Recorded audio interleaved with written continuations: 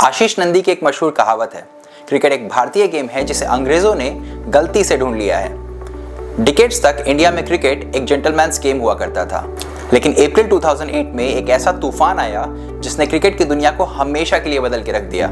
महज 44 दिनों में इंडियन प्रीमियर लीग ने न सिर्फ क्रिकेट बदला बल्कि इंडिया की इकोनॉमी में भी कंट्रीब्यूट करना स्टार्ट कर दिया। आज हम बात करने वाले हैं उस कहानी की जिसमें बैट और बॉल का एक खेल बन गया 1,77,026 करोड़ का एम्पायर। ये है क्रिकेट की सोने की खान की कहानी।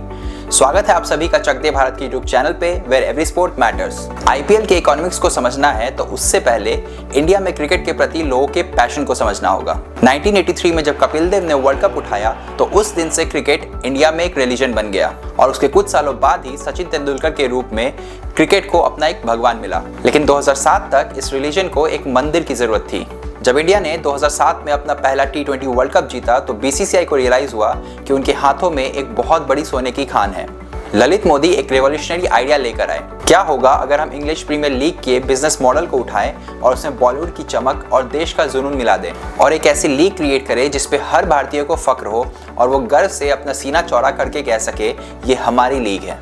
2008 में टोटल 8 टीम्स बिकी जिसकी कुल लागत थी 6,918 करोड़। तब लोगों का कहना था कि ये एक बबल है और बहुत जल्दी फूट जाएगा, लेकिन 2026 में आईपीएल की टोटल वैल्यू 18.5 बिलियन डॉलर्स यानी 1,77,026 करोड़ रुपए तक पहुंच गई है। शुरुआत से लेकर के अब तक 1500% तक का ग्रोथ देखा गया है। और अगर पर मैच वैल्यू की बात करें तो आईपीएल ने बड़े बड़े लीग्स को भी पीछे छोड़ दिया है। एनबीए में हर एक मैच की वैल्यू 2 से 3 मिलियन डॉलर्स की होती है और इंग्लिश प्रीमियर लीग में हर मैच की वैल्यू 11 मिलियन डॉलर्स तक ही पहुंच पाई है। आईपीएल ने इन दोनों को पीछे छोड़ते हुए 15 मिलियन डॉलर्स पर मैच वैल्यू का आंकड़ा भी पार कर लिया है, यानी कि हर मैच की कीमत लगभग 143 करोड़ रुपए होती है। आईपीएल अब दुनिया की सेकंड मोस्ट वैल्यूएबल लीग बन गई है और जिस रफ्तार से ये बढ़ रहा है एनएफएल की बादशाहत भी अब खतरे में लगती है। और अगर सिर्फ ब्रांड वैल्यू की बात करें तो आरसीबी जैसी टीम लगभग 2,500 करोड़ के साथ सबसे बड़ी टीम है। इसके बाद एमआई लगभग 2,300 करोड़, सीएसके लगभग 2,200 करोड़ और केकेआर लगभग 2,100 करोड़ के साथ विराजमान है। 2026 में आरसीबी को Aditya Birla group, times of India और ब्लैकस्टोन ने लगभग 17,000 करोड़ रुपए में खरीदा है, जो आईपीएल की हिस्ट्री की आज तक की सबसे बड़ी डील है। ये वही आरसीबी टीम है जिसको 2008 में किंगफिशर ग्रुप ने सिर्फ 11 मिलियन डॉलर्स में खरीदा था। मतलब 16 सालों में इस टीम की वैल्यू 16 गुना बढ़ गई है। लेकिन आईपीएल सिर्फ क्रिकेटर्स और टीम ओनर्स की कहानी नहीं है।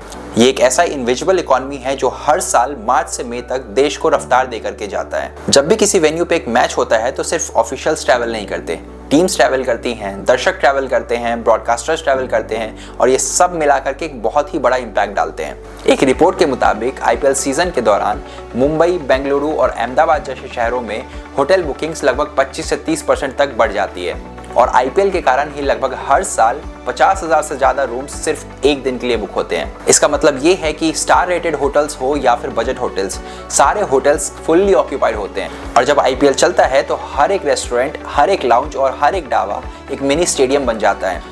मैच स्क्रीनिंग के दौरान इनकी सेल्स लगभग 30 से 40% तक बढ़ जाती है।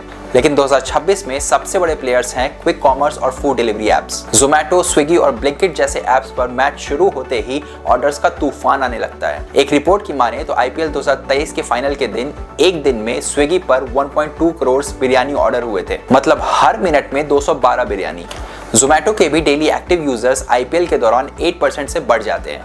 हर चौके और छक्के पर स्नैक्स और ड्रिंक्स की डिमांड बढ़ती है और यहीं से क्रिएट होता है एक मल्टीप्लायर इफेक्ट। मल्टीप्लायर इफेक्ट का मतलब होता है कि जब भी आप किसी मैच के एक टिकट को खरीदते हैं या फिर घर बैठे पिज्जा ऑर्डर करते हैं, ये पैसे आप सिर्फ बीसीसीआई को नहीं दे रहे, आप कंट्रीब्यूट कर रहे हैं उस होटल के रिसेप्शनिस्ट की सैलरी में, उस उबर ड्राइवर की सैलरी में जो आपको घर से स्टेडियम तक ड्रॉप करता है और उस डिलीवरी पार्टनर की सैलरी में भी जो मैच के दौरान आपके घर पे ऑर्डर्स लेकर के आता है। अगर सिर्फ फैक्ट्स की बात करें तो आईपीएल के सीजन के दौरान लगभग 25,000 टेम्परेरी जॉब्स क्रिएट होते हैं और ये गिग वर्कर्स को एक एक्स्ट्रा इनकम अपॉर्चुनिटी भी प्रोवाइड करता है। अब बात करते हैं मीडिया राइट्स की। 2018 से 2022 के बीच स्टार इंडिया ने आईपीएल के ब्रॉडकास्टिंग राइट्स को लगभग 16,000 करोड़ रुपए में खरीदा था। उस टाइम पे लोगों को लगा था कि ये एक पीक है, लेकिन फिर आया 2023 से 2027 का साइकिल। ऑक्शन टेबल पे दुनिया के 2 सबसे बड़े मीडिया जाइंट्स बैठे थे, एक तरफ डिज्नी स्टार, दूसरी तरफ रिलायंस। और जब बिडिंग खत्म हुई तो पूरी दुनिया दंग रह गई। ये बिडिंग नंबर्स जंप करके 48,000 करोड़ रुपए तक पहुंच गए। लेकिन इस बार एक बहुत बड़ा बदलाव आया। पहली बार आईपीएल ने टीवी और डिजिटल मीडिया राइट्स को अलग अलग बेचा। डिजिटल राइट्स की कीमत ने भी टीवी राइट्स की कीमत को बराबर टक्कर दी। लेकिन अगर रिपोर्ट्स की माने तो 2020 में 76% आईपीएल की व्यूअरशिप टीवी पे थी, जो आज घटकर सिर्फ 50% पे रह गई है। 50 करोड़ से भी ज्यादा लोग लगभग अपने मोबाइल स्क्रीन पे आईपीएल को देखते हैं। आज ब्रांड्स को पता है कि अगर उनको भारत के सबसे बड़े यूथ सेगमेंट तक पहुंचना है तो उनका रास्ता डिजिटल स्क्रीन से होकर ही जाता है। लेकिन इस पूरी कहानी का सबसे खूबसूरत हिस्सा वो बिलियन डॉलर नंबर्स नहीं है। 2008 से पहले अगर आप इंडियन नेशनल टीम का हिस्सा नहीं थे तो आप स्ट्रगल कर रहे होते थे। डोमेस्टिक क्रिकेट में टैलेंट तो बहुत था, लेकिन पैसा और पहचान नहीं थी। हजारों सपने सिर्फ इसलिए टूट जाते थे क्योंकि क्रिकेट में करियर सिर्फ चुनिंदा लोगों के लिए था। लेकिन आज सिर्फ आईपीएल की वजह से एक डोमेस्टिक क्रिकेटर अपने घर में बैठ के ये सोच सकता है कि क्रिकेट की वजह से उनका घर चल सकता है। जब एक अननोन डोमेस्टिक प्लेयर आईपीएल में 5 या 10 करोड़ में बिकते हैं तो सिर्फ वो प्लेयर नहीं बिकता, एक शहर की उम्मीद जगती है और असली बदलाव स्टेडियम के बाहर दिखता है। ये पैसा जाता है उन छोटे शहरों में जहां इंफ्रास्ट्रक्चर डेवलप होता है, जहां एकेडमीज खुलती हैं और बच्चों को उनके घर के पास ही वर्ल्ड क्लास इंफ्रास्ट्रक्चर भी मिलता है। आईपीएल ने उन माँ बाप को एक सपना दिखा दिया कि अगर उनका बेटा या फिर बेटी क्रिकेट को एज अ करियर परस्यू करता है तो उनका फ्यूचर सेफ है। लेकिन क्वेश्चन ये है कि क्या आईपीएल सिर्फ एक विशाल बिजनेस मशीन है? क्या इस बेइंतहा पैसों ने क्रिकेट के खेल को बेहतर बनाया है, या क्रिकेट की सोल अरबों खरबों के नंबर्स में कहीं खो सी गई है? आपका क्या मानना है? कमेंट में अपनी राय जरूर लिखें। तब तक के लिए साइनिंग ऑफ।